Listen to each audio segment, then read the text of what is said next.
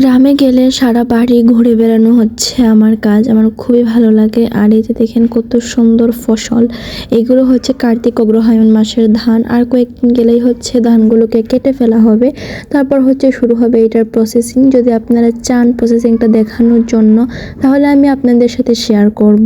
আর এই ভিডিওতে অ্যাড করতেছি না, কারণ ভিডিওটা অনেক বড় হয়ে যাবে। তো এখানে দেখতে পাচ্ছেন ধান ক্ষেতটা আমি আপনাদের সাথে শেয়ার করছি। আমার ধান ক্ষেত দেখতে অনেক অনেক বেশি ভালো লাগে। এক সময় ধান ক্ষেতটা পুরো সবুজ থাকে, আর এক সময় ধান ক্ষেতটা পুরো হলুদ হয়ে যায় বা গোল্ডেন হয়ে যায়।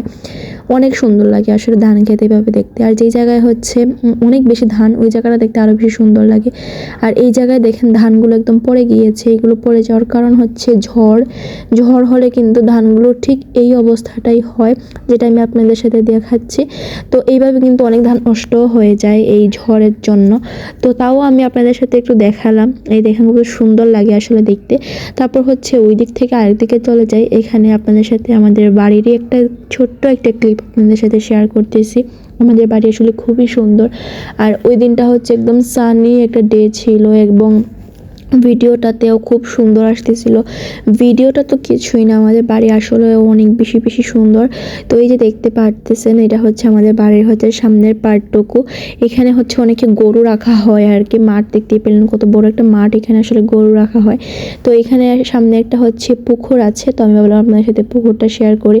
পুকুরে যদিও কেউ এখন গোসল টোসল করে না, মানে পানিটা হয়তো একটু পরিষ্কার না, বাট তাও খুবই সুন্দর লাগে এটা দেখতে। আর বর্ষাকালে এটা কিন্তু একদম ভরে যায় পুকুরটা, তখন এখানে অনেক সুন্দর লাগে। আর এখানে কিন্তু মাঝে মাঝে হাঁসও দেখা যায়। তো এই যে দেখতে পাচ্ছেন পুকুর পাড়টা।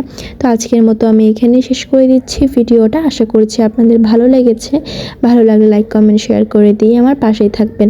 আল্লাহ হাফেজ সবাইকে। আসসালামু আলাইকুম।